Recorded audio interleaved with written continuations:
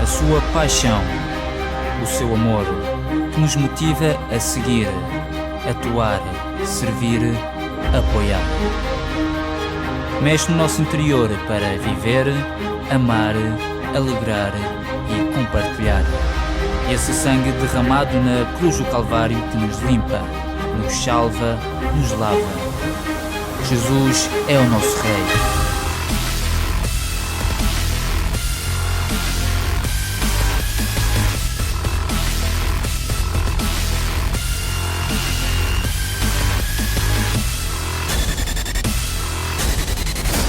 CCM atua. Aquilo que traz o convencimento, que transforma, Senhor, e que de antemão, Senhor, vai salvar aqueles que Tu já tens preparados, Pai. Pai, no nome de Jesus Cristo, Te agradecemos tudo. Amém. Existe cada vez mais, quando falo com as pessoas, quando se fala com aquelas pessoas que não acreditam em Jesus ou não acreditam em Deus, as pessoas têm uma grande dificuldade em acreditar em Deus por causa da dor. Inclusive, as pessoas, os cristãos, os evangélicos, questionam-se porquê tanta dor e porquê tanto sofrimento. A dor e o sofrimento é algo que abruma a nossa mente e abruma o nosso coração. Muita gente diz, mas vamos a ver, se existe um Deus, porquê este Deus permite tanta dor e tanto sofrimento? Se fôssemos a Gênesis, iríamos começar por encontrar a resposta a isto, mas eu não quero falar acerca da dor. Ou melhor, eu creio que existe um problema muito maior que o da dor. E esse problema é o problema do prazer. O problema do prazer. Creio que será uma pergunta muito mais difícil e profunda perguntar-te acerca do prazer. Será que é um problema o prazer? Pode ser o prazer pode ser um problema? Uma das coisas que pode ou não assolar a nossa mente e o nosso coração, ou de certa forma perguntar-nos nós mesmos que fronteiras, que limites, o que é que nos é lícito, o que é que não nos é lícito, o que é conveniente para as nossas vidas, o que é que não é conveniente para as nossas vidas, a nível de prazer. Às vezes o prazer pode ser um problema muito maior para os filhos de Deus do que o sofrimento. Eu creio que a nossa teologia foi desenvolvida para darmos resposta ao problema da dor. E por isso, muitas das vezes, entramos num campo incógnito quando falamos acerca do prazer. Alguma vez paraste a pensar como é que eu escolho aquilo que me dá prazer? Como é que eu escolho aquilo que me satisfaz? No outro dia, o Luís falava acerca da satisfação, utilizando como introdução I Can Get No Satisfaction, dos Rolling Stones, a insatisfação da alma humana. De alguma forma lembrava-me também aquela música do autor português que agora foi-se-me António Variações, eu só quero estar onde não estou, eu só quero ir onde não vou. Exatamente mostra a búsqueda por um prazer insaciável que manifesta a insatisfação. Para nós, os cristãos, muitas das vezes vemos a dor como um aguilhão da parte de Deus. C.S. Lewis escreveu uma vez, Deus sussurra-nos nos nossos prazeres e grita-nos nas nossas dores. Mas continuo e quero assolar-te com esta pergunta e quero de alguma forma dizer-te, poderá ser um problema o prazer para ti? É um problema? Quais são os teus limites? A palavra de Deus, em Isaías, quando ele fala acerca da vinha do Senhor, nos seus ais, no capítulo 5, diz, ai daqueles que chamam ao mal bem e ao bem mal, dos que põem trevas por luz e luz por trevas, e o amargo por doce e o doce por amargo, ai daqueles que são sábios nos seus próprios olhos e astutos com o seu próprio contacto. Ao seu próprio conselho. Como é que podemos definir limites? Principalmente para aqueles que são mais jovens. Como é que tu podes dizer se gostas de uma coisa, utilizando nas ilustrações que o irmão Faria anteriormente nos pôs, como é que tu podes dizer se gostas ou não gostas de uma coisa, se te pode ou não pode causar prazer, se te pode ou não pode causar gratificação, se ainda não a experimentaste? Não quer dizer que tenhamos que experimentar tudo. mas falamos acerca de Jesus. Será como cristãos, será que nos é suficiente Jesus para que tenhamos todo o prazer? Vamos ler uma pergunta feita por Salomão. Entendamos que Salomão, biblicamente, é aquele homem que é o expoente máximo da sabedoria. Salomão é aquele que perpetra a pessoa, é o rei sábio. Ele pediu sabedoria a Deus, deu-lhe sabedoria. Ou seja, Salomão viveu num tempo no qual, na história do reino de Israel, foi mais ou menos no tempo central, no qual ele albergou o expoente máximo do poder. E também chegou nesse ponto a iniciar o ponto do declínio do reino de Israel. Também foi no tempo de Salomão. E este homem, quando a rainha de Sabá, poderosa, o visitou, ela mesmo, a comprovar a sabedoria de Salomão, chegou a dizer, não há tamanha, posso comprovar que não há tamanha sabedoria sobre a terra como a deste homem. Ficou impactada. Ele teve tudo. E ao fim da sua vida ele escreveu, utilizando a escritura de Eclesiastes 2.1, que grande parte de nós conhecemos, ele disse eu a mim mesmo, eu te provarei com alegria. Portanto, goza o prazer. Mas eis que também isso era vaidade. Eu gostaria de lê-lo transcrito da Nova Versão Internacional em inglês, porque a palavra alegria não está bem traduzida para mim nesta versão portuguesa. Diz, I said to myself, come now I will test you with pleasure. Eu provarei-te com o prazer, para descobrir aquilo que é bom, to find out what is good. Mas isso também comprovei, but also that I proved to be meaningless. Também pude comprovar que isso não fazia sentido, era vazio. E começa a dizer, do riso disso está doido e da alegria do que serve estar. Busquei no meu coração como estimular com vinho a minha carne, sem deixar de me guiar pela sabedoria e como de apoderar da estultícia, até ver o que era bom que os filhos dos homens fizessem debaixo do céu. Durante o número dos dias da sua vida, fiz para mim obras magníficas, edifiquei casas, plantei vinhas, fiz hortas, jardins, plantei árvores frutíferas de todas as espécies. Fiz tanques de águas para delas regar o bosque com que reverdecia as árvores. Comprei servos e servas. E tive servos nascidos em casa. Também tive grandes possessões de gados, de rebanhos, mais que todos os que houve antes de mim em Jerusalém. Juntei também para mim prata e ouro e tesouros dos reis e das províncias. Provi-me de cantores e de cantoras e das delícias dos filhos dos homens. Concubinas em grande número. Assim me engrandeci e me tornei mais rico do que todos os que houve antes de mim em Jerusalém. Perseverou também comigo a minha sabedoria. E tudo quanto desejaram os meus olhos, não lhes neguei, nem privei o meu coração de alegria. Na tradução original diz de prazer algum, pois o meu coração se alegrou de todo o meu trabalho, por isso foi o meu proveito de todo o meu trabalho. Então olhei para todas as obras que as minhas mãos tinham feito, como também para o trabalho que eu aplicara em fazê-las, e eis que tudo era vaidade. Na tradução do inglês, meaningless. Tudo era vazio, não fazia sentido. E proveito nenhum havia debaixo do sol. Sublinha estas palavras. Proveito nenhum havia debaixo do sol. Amém?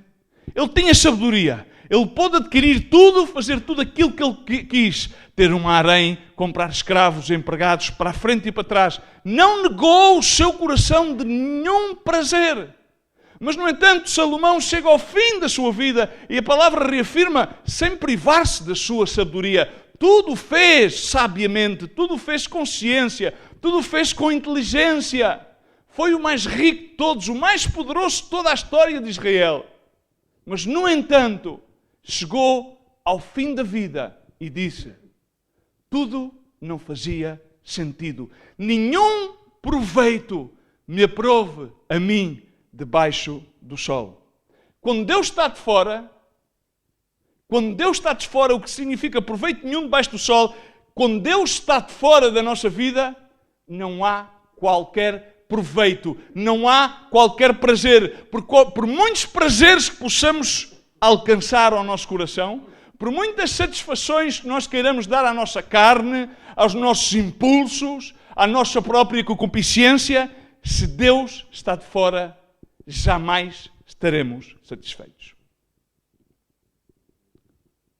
Um grande teólogo, F.W. Boreham, escreve num dos seus livros, o Wisps of Wildfire, numa das suas composições, que não a vou transcrever, mas resumia, escreve um certo acerca do prazer, falando do ponto de vista da igreja, dizendo, decretamos que isto está bem, decretamos que isto está mal, mas muitas vezes somente pelo medo ao incógnito. O prazer é um terreno incógnito para nós. Que parâmetros estabelecer? Quais são as fronteiras que o delimitam?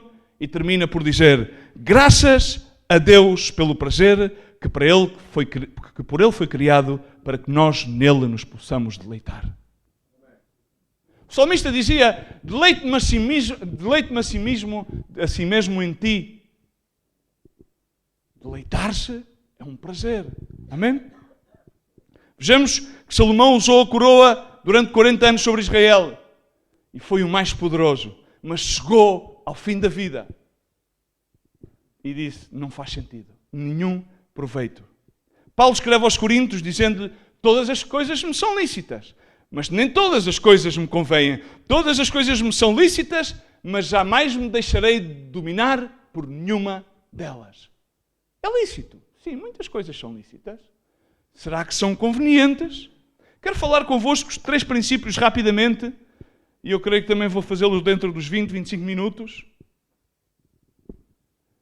que poderá ajudar aos jovens, muitíssimo, e provavelmente também àqueles que pretendem ainda ter algum tipo de espírito jovem e não têm domínio ainda sobre os seus próprios impulsos.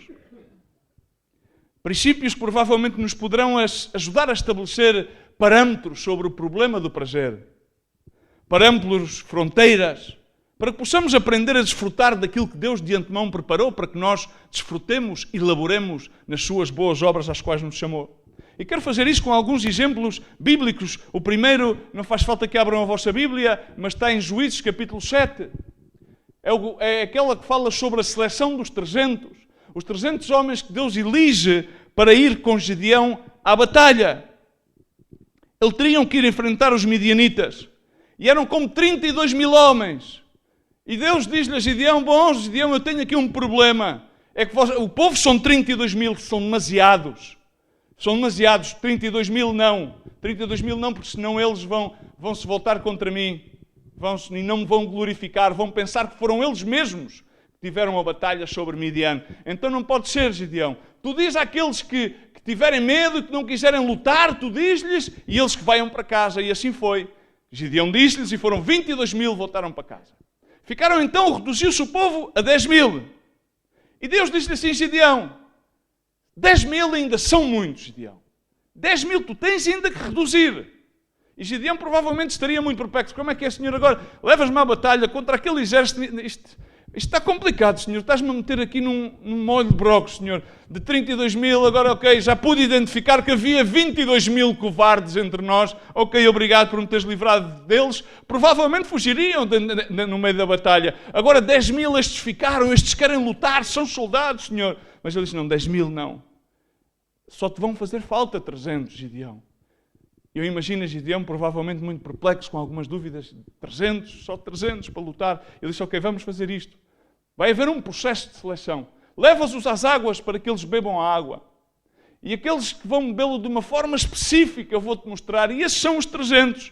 E assim ele levou-os às águas. E deu-lhes a sinal. Ele disse, excluirás aqueles que beberem como os cães a lamber as águas. Esses serão excluídos. E aqueles que dobrarem os joelhos para beberem das águas, esses também os excluirás.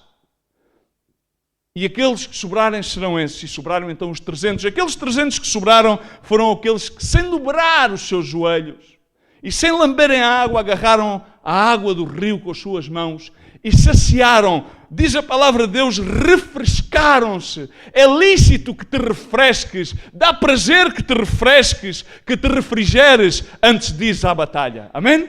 É ou não é um prazer? Sabendo que vais batalhar, necessitas sempre de refrescar-te. Agora Gideão estava nervoso. E esses homens assim não estavam sequer a entender o processo. E assim foram à batalha e tiveram a vitória. E refrescaram-se. É incrível. E aqui há um princípio. Há um princípio que não está explícito, mas está implícito. E este é o primeiro princípio, rapidamente.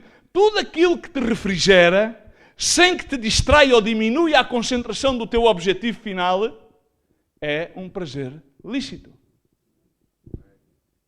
É um prazer lícito. Tudo aquilo que te refrigera, tudo, sem que te distraia ou diminua a força da concentração do objetivo final, do propósito de Deus para a tua vida, é um prazer ilícito. Ok, dizes, ok, está bem, mas aqui há um truque. Aqui está um princípio encoberto. E é o objetivo final. O objetivo daqueles homens era ir lutar contra Midian. Ok? Estamos aqui? Rapidamente. Agora há aqui um ponto que é muito importante. Ok. Tudo o que te refrigera sem que te distraia ou diminua a concentração do objetivo final. Significa que tu tens de ter um objetivo. Estamos aqui? Agora, o maior problema é que grande parte dos filhos de Deus na igreja e grande parte das pessoas hoje em dia não têm um objetivo, um propósito declarado na sua vida. Ok? Então, vamos ver uma coisa. Significa que para tu poderes, de certa maneira, refrigerar-te, alcançares um prazer lícito para a tua vida, tens que, primeiramente, para identificares o prazer lícito, tens que ter identificado o objetivo final. Sem objetivo, sem propósito, não vais saber como vais poder refrigerar-te. E a maior parte das pessoas estão sem rumo. Têm um rumo geral dentro da igreja. Eu amo ao Senhor, sim, mas qual é o teu objetivo final? Esse é o problema. Esse é o problema hoje em dia. Vou ilustrá-lo de uma forma muito simples. Um anúncio televisivo. Encontravam-se 7 ou 8 homens à volta de uma mesa de reuniões, numa empresa. E que todos discutiam acerca dos problemas informáticos que tinham, as máquinas estavam-se a quebrar, e um por aqui, e por lá. E subitamente um dos homens diz-lhe, e então as t-shirts? Os outros olham para ele, as t-shirts? Sim, as t-shirts. O propósito da nossa empresa é vender t-shirts.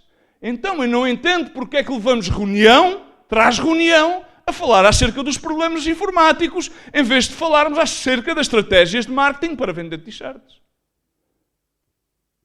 Não sei se me apanhas. Esse é o ponto da vida de grande parte das pessoas. É muito fácil perdermos nós mesmos em assuntos periféricos sem, na realidade, termos o sentido verdadeiro da nossa vida em Cristo Jesus. Perdemos nos sentidos, em vários, em vez de centrarmos naquilo para que Deus nos está a chamar, aquele objetivo central, propósito divino para a nossa vida. Eu vou-te fazer mais uma pergunta. Já uma vez pensaste ou sentaste com uma folha e um lápis, ok, aqueles que já aceitaram Jesus como Senhor e Salvador, a dizer, ok, eu sei que Deus salvou-me, pagou na cruz do Calvário o preço pela minha vida com a sua sangue, lavou-me todos os meus pecados, eu sei que Ele é o meu advogado, o meu defensor, deu-me o Espírito Santo, o seu Consolador, mas já te sentaste a escrever a declaração da tua missão objetivamente? Qual é o objetivo da tua vida em Cristo Jesus? Definido.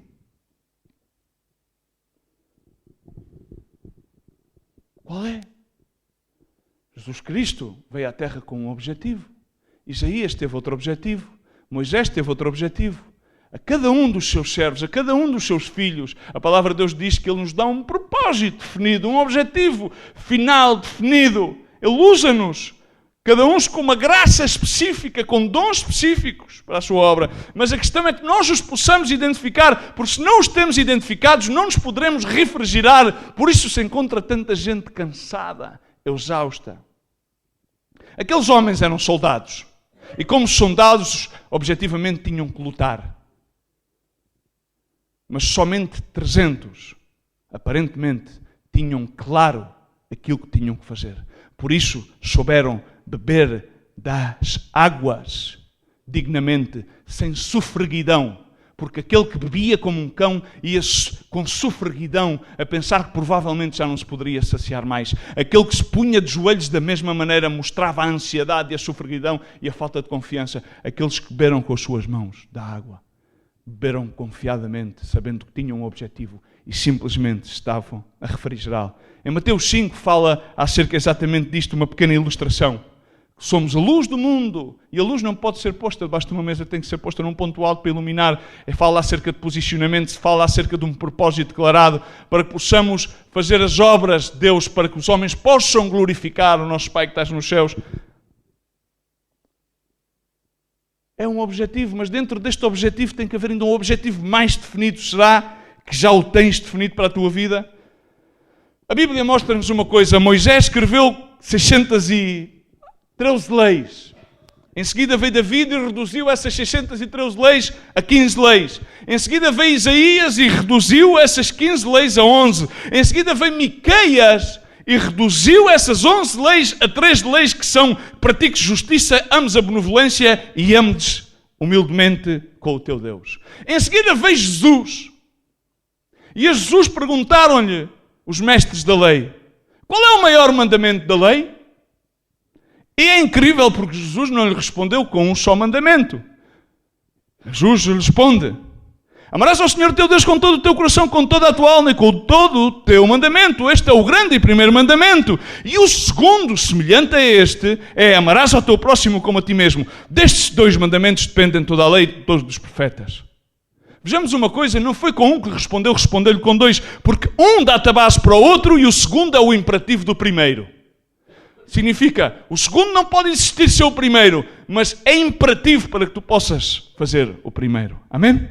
Amarás ao Senhor teu Deus com todo o teu coração, com toda a tua alma e com todas as tuas forças, e ao próximo como a ti mesmo. Significa, seja qual seja o objetivo definido da tua vida, não podes violar estes 2 mandamentos. Esta é a vontade de Deus de uma forma ampla para as nossas vidas. Seja qual seja o objetivo, o propósito de Deus definido para a tua vida, estes 2 mandamentos têm que estar bem definidos na tua mente, bem cravados no teu coração. Quero deixar-te este pensamento simplesmente. Tu deves lembrar-te quem tu és. Se há luz, posicionamento correto, quem tu és. Tens que também saber porque é que Deus te criou e deves aprender a estabelecer os parâmetros para que possas cumprir o propósito de Deus para a tua vida. E então nessa base vais poder proporcionar-te prazeres que não te vão distrair nem abdistrair de atingir o objetivo final. Uma pequena ilustração sobre uma história da mitologia grega. Um pai tinha uma filha e essa filha queria sair com um rapaz. Esse rapaz tinha má fama na cidade. Não vou utilizar nomes. Só a rapariga e o rapaz e o pai. E então o pai pede-lhe a ela: por favor, não saias com esse rapaz. Não tem boa fama. E ela, decididamente no seu coração, de forma teimosa, disse: não, vou sair. Preparou-se. E quando ia a sair, passando pela sala da casa, o pai diz-lhe: por favor, não vás. Não, vou sair. Eu vou sair, pai, por aquilo que tu digas. Então o pai diz-lhe: peço-te só uma coisa. Faz-me só uma coisa. E aí a filha diz: o quê, pai? Vai, acerca-te à lareira, por favor, e agarra um daqueles pedaços de carvão. Mas porquê que queres que eu faça isso? A lareira, acerca-te à lareira. Não tenhas medo, a lareira está apagada. Eu sei que está apagada, eu não tenho medo. Mas eu não o quero fazer, porque se eu agarro o pedaço de carvão vou-me sujar. E o pai disse-lhe: por isso mesmo, eu não quero que tu vás. Podes não queimar-te, mas vais-te sempre sujar. É bom que tenhas bem claro aquilo que te convém e aquilo que não te convém. É bom que tenhas bem claro qual é que é o teu objetivo definido, porque só sabendo qual é que é o teu objetivo definido é que vais poder aprender a refrigerar a tua alma no Senhor. Se não tiveres o teu propósito definido, vais andar insaciavelmente à procura daquilo que possa fazer descansar e aquilo que possa fazer refrigerar e não vais lograr encontrar. Um segundo ponto, David, a história de David. David estava em Adulão e o exército filisteu estava em Refaim. Isto está em 1 Crónicas, capítulo 11, não vale a pena que abram. David estava cansado. Mas também a guarnição dos filisteus estava em Belém. E ele começa a dizer, o poço de Belém, quem me dera a mim poder voltar a beber, quem me dera a mim poder beber da água do poço de Belém. Diz a palavra que 3 dos seus homens ouviram David a balbuciar estas palavras, aquele desejo que era lícito. Imagina, poço de Belém, coisa mais bonita. E então eles entraram pelas linhas inimigas com grande valor, chegaram ao poço de Belém, meteram água dentro de um depósito e vieram a correr para trazer a água a David. E o que é que aconteceu? Algum de vós que vos lembrais? David agarrou e... O que é que fez David? Não bebeu. David não bebeu. Era um prazer bastante razoável. Se eu pudesse voltar a beber. Quantas vezes é que isto provavelmente já te passou? Se eu pudesse voltar a viver aqueles tempos maravilhosos que tive. Aquela altura, em Belém, ou em não sei onde. É um desejo razoável. Algo que seguramente iria refrigerar a sua alma. Iria produzir-lhe um refrigério, um aumento de forças. Mas David não bebeu daquela água. Entornou aquela água. Porque aqui está um princípio muito básico. Ele não podia viver. Ele dizia, não posso dar ao luxo de beber desta água que foi posta em causa a vida destes meus 3 valentes. Não posso jamais. Isto é um luxo para mim. Então, nota bem outro princípio. Qualquer prazer que possa pôr em causa o direito sagrado de outro, não é lícito. Qualquer prazer, qualquer coisa que te cause gosto ou prazer a ti, que ponha em causa o direito sagrado de outro, não é lícito para a tua vida. Agora tu dirás, não, mas, irmão, gente, imagina uma coisa que diferente seria, ou teria sido, se pudéssemos voltar a escrever a história do Antigo Testamento, no ponto em que David visualizou a Betsabé, e se naquele momento David tivesse reagido desta forma, olhando a Betsabé e dizendo, que bonita é a Betsabé, mas eu não poderia jamais pôr em causa o tomar aquilo que não me pertence. Que diferente seria?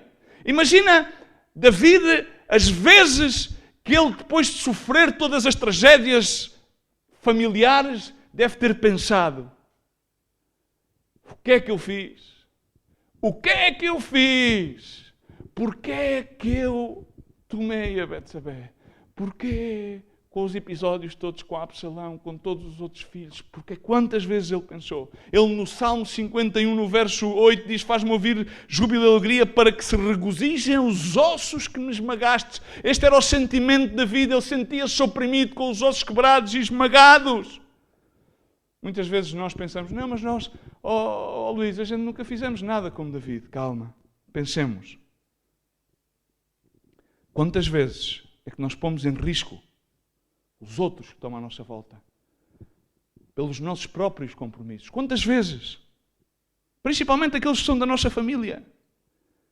Os pomos em risco pelas nossas ações não ponderadas, não moderadas, levando-nos a vida de uma certa leviandade. Mas tudo aquilo que fazemos tem consequências e sempre afeta aqueles que estão mais próximos.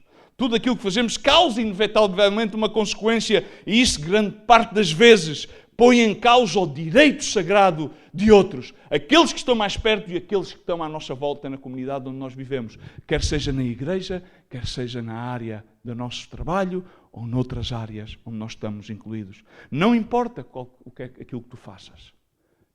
Importa as decisões que tu tomas.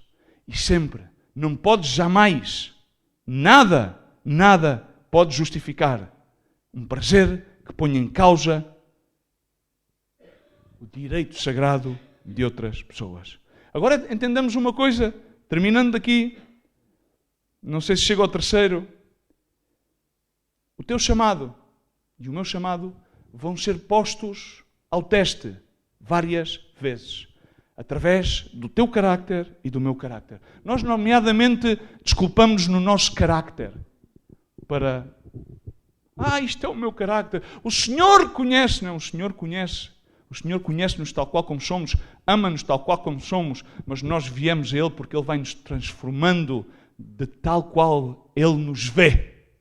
Porque Ele ama-nos como nós somos, mas Ele vê-nos como uma obra terminada, à imagem e semelhança do seu Filho amado. Amém? E continuamente nós vamos ser provados no nosso chamado, no nosso caminhar, e vai ser testado o nosso carácter. E a prova que sucede mais várias vezes na nossa vida, no nosso caminhar com Jesus, no nosso caminhar como cristãos, é quando nos instam, quando nos amoestam ou corrigem. Esse é um teste que nem sempre aprovamos.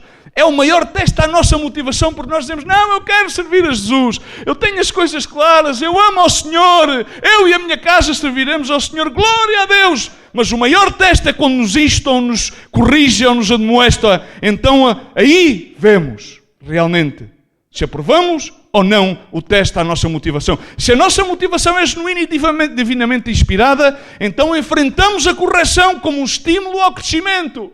Enfrentamos, isto é um estímulo ao crescimento. Isto são palavras para que eu seja estimulado a crescer, para que mude as minhas atitudes, para que mude a forma como reajo às coisas que estão à minha volta. Agora, se o fazemos contrariamente, então é terrível. Mas também há uma coisa, a correção deve ser sempre estar enraizada na verdade e no amor.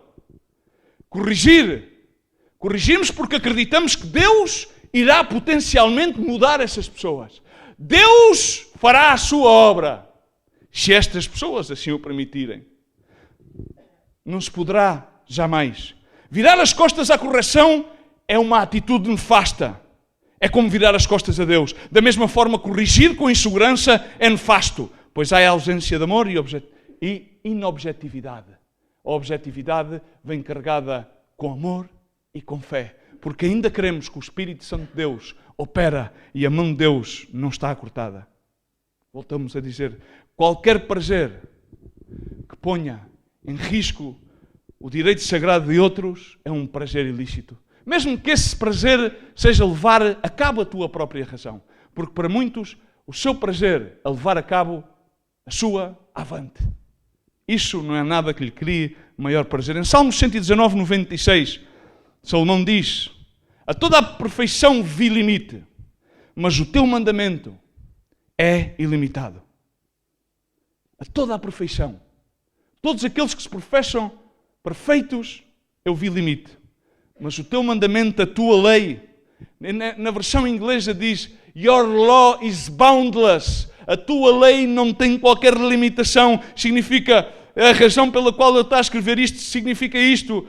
Quando nós conduzimos a nossa vida a esforçar-nos na graça de Deus por cumprir a palavra de Deus, então a nossa vida é uma contínua novidade. Então encontramos prazer, então deleitamos-nos a si mesmo na sua presença, na sua lei, deleitamos na sua palavra, como diz o salmista, deleito-me a si mesmo ao ler a tua palavra, ao estar na tua presença, encontramos prazer e então também não há qualquer limite, porque a sua lei, a sua palavra não tem limites. O mundo passará, mas a sua palavra permanecerá para sempre. E aqueles que fazem a sua vontade também. 32 minutos e eu ousadamente termino com o terceiro princípio, que é muito plano. Provérbios 25, 16. Se achastes mel, come somente aquilo que te basta, para que porventura não te fartes dele e o venhas a vomitar. Muito simples. Qualquer prazer, por muito bom que seja, se não for equilibrado, distorce a realidade ou destrói o apetite. Há coisas muito boas. Tudo me é lícito, mas nem tudo me é conveniente, dizia Paulo. Tudo é bom na sua medida. Tal qual também disse acertadamente o rei Salomão, há tempo para tudo. Há tempo para chorar, há tempo para rir, há tempo para trabalhar, há tempo para correr, há tempo inclusive para morrer. Agora, Há tempo para tudo debaixo do sol. Inclusive, há tempo para estar na igreja e há tempo para sair da igreja e ser igreja. Porque na igreja vimos a ser abençoados. E quando saímos da igreja, vamos manifestar a bênção que Deus nos dá quando estamos na igreja. Amém? Somos a luz, mas a luz manifesta-se quando sai dentro das quatro paredes e está levantada, bem posicionada e assim pode iluminar. Tudo deve estar bem equilibrado. Como diz o ditado popular, tudo o que é demais cheira mal. Muito bem. Então, tudo deve estar equilibrado. E uma vida equilibrada, caros irmãos, custa muito manter. Requer exercício. Não devemos fazer culto ao corpo, mas devemos equilibrar os nossos hábitos. E o exemplo de Paulo dizia, pois, temos que correr a carreira que nos está proposta de tal forma, exercitando-nos de tal forma que, abstendo-nos de várias coisas, de tal forma que obtenhamos o prémio. Há um tempo para tudo. Devemos equilibrar-nos. Não vá ser que proves o mel e não saibas pôr-lhe o limite e então te hastias. Porque muita letra mata e somente o Espírito vivifica. Muita igreja sem materialização daquilo que aprendemos na igreja, de nada serve, porque a obra então fica incompleta. Então, este princípio é tão básico e tão prático que não faz falta qualquer tipo de instalação. Qualquer prazer, por muito bom que seja, se não for equilibrado. Comer é bom, porque inclusive Salomão dizia o que é que nos gasta debaixo do sol, comer e beber e passar os dias com a mulher da nossa juventude. Mas claro, comer demasiado, pois cria hastio.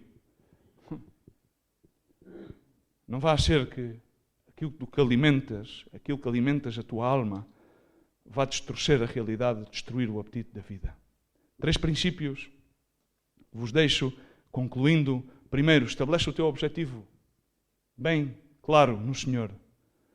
E então tudo aquilo que te distrai do teu objetivo é um prazer ilegítimo. E se não te distrai, então é um prazer legítimo. Tudo o que põe em risco o direito sagrado de outro é um prazer legítimo. Ilícito. E todo o prazer que não é equilibrado distorce a realidade ou destrói o apetite.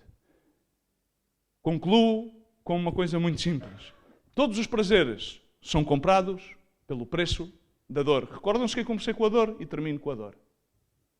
Todos os prazeres da vida são comprados pelo preço da dor. A diferença entre um verdadeiro prazer e um falso prazer é o seguinte. O verdadeiro, o preço é pago antes que possamos desfrutar dele. O falso, o preço somente o pagas depois que tenhas desfrutado do prazer. Primeiro desfrutas e depois pagas o preço. Um exemplo, as relações extraconjugais. Coisas muito simples, muito básicas da vida.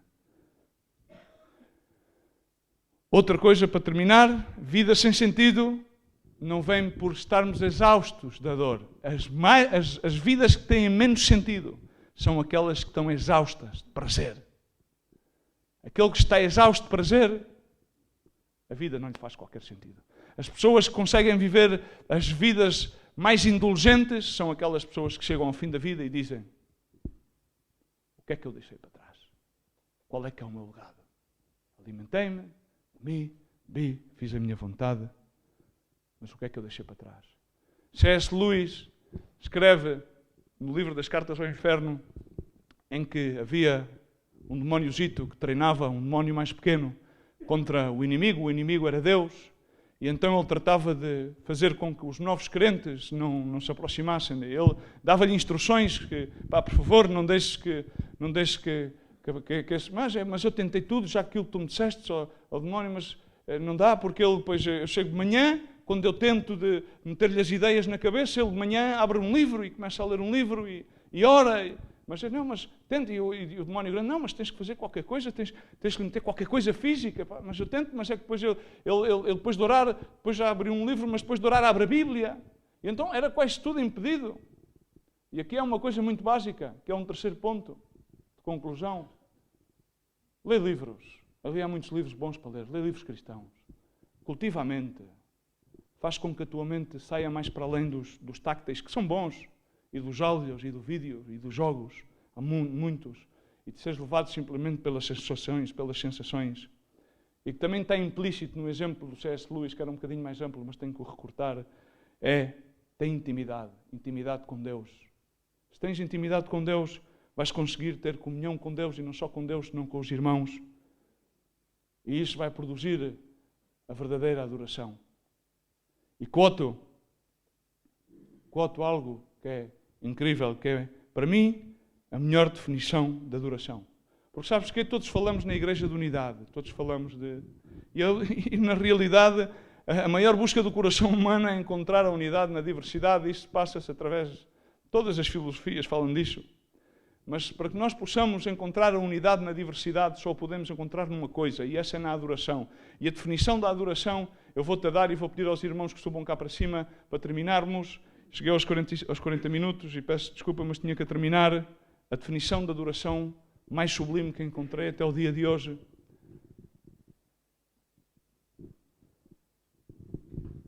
Quote de Ravi Zacarias é esta. Adoração é a submissão de toda a nossa natureza a Deus. É o sensibilizar da nossa consciência pela sua santidade. É o nutrir da mente pela sua verdade. É o purificar da nossa imaginação pela sua beleza. É o abrir do coração pelo seu amor. É a submissão da nossa vontade ao seu propósito. Essa é a verdadeira adoração. Definimos a adoração como muitas coisas. Mas volto a repetir. A adoração é a submissão total da nossa natureza a Deus. Põe de pé. É o sensibilizar a nossa consciência pela sua santidade. É o nutrir da mente pela sua verdade. É o purificar da nossa imaginação pela sua beleza. É o abrir do coração pelo seu amor.